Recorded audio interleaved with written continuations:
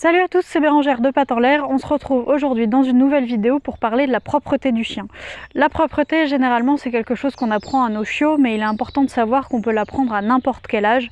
Évidemment, quand vous l'apprendrez à un chiot, ce sera plus pratique et plus facile, parce qu'ensuite le chien aura eu le temps de prendre des mauvaises habitudes, et du coup ces mauvaises habitudes seront moins évidentes à enlever que d'apprendre ça à un chiot qui vient juste d'arriver chez vous.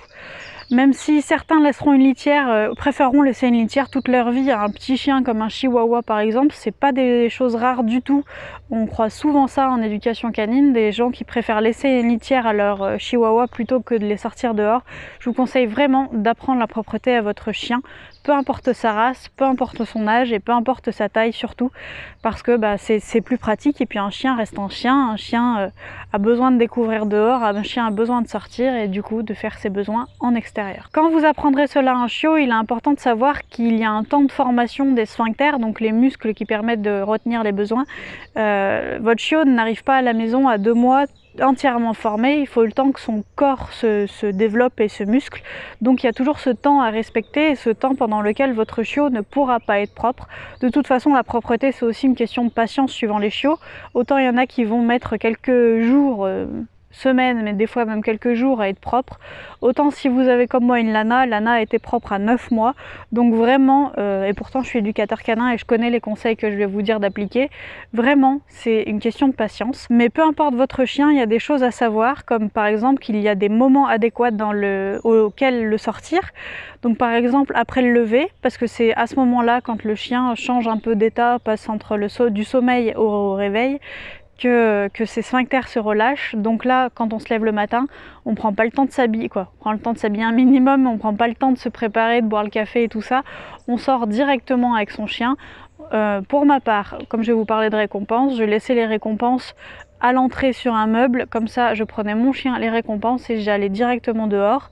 Ensuite c'est pareil au moment où quand le chien mange, dans le quart d'heure après avoir mangé, c'est pareil, ça va se relâcher, donc là aussi il faut prévoir de le sortir à ce moment-là. Après les moments de jeu et de câlin aussi, c'est des moments où le chien va se relâcher, va soit se détendre, soit du coup il se surexcite pendant les moments de jeu et quand il va revenir au calme, bim, ça se relâche et là vous allez avoir un besoin. Donc vraiment prévoyez ces moments-là, à ces moments-là, une petite sortie pour le pipi de votre chien. Et puis ensuite, l'apprentissage en lui-même de la propreté. Comme d'habitude, on récompense ce que l'on veut voir recommencer et on ignore le reste. C'est-à-dire que si votre chien fait pipi à l'intérieur comme quasiment 100% des chiots, ça ne sert à rien de lui hurler dessus, vous verrez rapidement que ça ne changera absolument rien en la situation, à part de faire peur à votre chien, vous ne changerez rien à sa propreté. Donc quand le chien fait dedans, on ignore, on passe à autre chose, ça sert à rien d'hurler. Alors après ça va peut-être vous soulager vous, mais ça sert à rien d'hurler sur le chiot, autant aller vous défouler ailleurs. Et par contre, on le récompense quand il fait dehors. Parce que naturellement, le chien va faire ses besoins le plus loin possible de son lieu de vie. Je dis ça pour les chiens qui ont eu un environnement d'élevage équilibré, c'est-à-dire un environnement où ils ont pu s'éloigner de leur lieu de vie, parce qu'il y a des chiens pour lesquels c'est pas possible. Donc ces chiens-là vont vite comprendre l'intérêt, entre guillemets, de faire le plus loin possible de l'endroit de nourriture ou de l'endroit de couchage. Donc la méthode est simple, la méthode, oui c'est simple. Vous récompensez votre chien quand il fait dehors, mais vous le récompensez d'une façon motivante, donc ça peut être par la voix, mais en général, la voix est un complément parce que votre chien ne va pas faire une bonne action juste pour entendre votre belle voix. Les félicitations, les caresses, c'est très bien aussi, mais pareil, votre chien en a tout au long de la journée, donc il ne va pas forcément faire l'effort d'attendre pour faire ses besoins pour avoir des caresses. Ce que je préfère personnellement, c'est les friandises alimentaires. Donc pour qu'une bonne récompense soit bonne, on le dit souvent sur la chaîne, mais si vous êtes nouveau, je le répète, il faut que la friandise soit fraîche et humide ou semi-humide. Par exemple, des petits bouts de jambon, des petits bouts d'emmental, ça fait très bien l'affaire. Il y a des croquettes, des friandises qu'on aime bien, nous c'est de la marque True Leaf, je vous y laisserai en barre d'informations. Ces friandises sont juste extra. Voilà, sinon des petits bouts de jambon, d'emmental, pour motiver votre chien, le récompenser directement après son petit pipi, son petit caca, voilà, sa petite affaire, le récompenser pour le signifier que c'est la bonne action à faire. parce que ça va être ça l'enjeu, c'est de lui signifier que l'endroit est adapté pour ça et le motiver à se forcer à se retenir pour pouvoir le refaire ici. Dans le cas contraire, comme je vous le disais tout à l'heure, s'il fait dans la maison, ça sert à rien de l'engueuler. Par contre, ce que vous pouvez faire, c'est de nettoyer où il a fait ses besoins avec du vinaigre blanc et surtout, éviter tous les produits ménagers à base de javel. Parce que la javel va fixer les odeurs, votre chien aura encore l'impression qu'il y a ses besoins qui sont présents, même si nous on ne voit plus rien.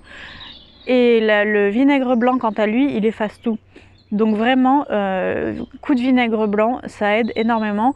Surtout qu'on retrouve souvent le cas des chiens qui font toujours pipi au même endroit. Donc hop, petit coup de vinaigre blanc. Pendant les promenades que vous ferez à votre chien, pour récompenser ses besoins, donc soit une petite sortie hygiénique où vous ferez que ça, ou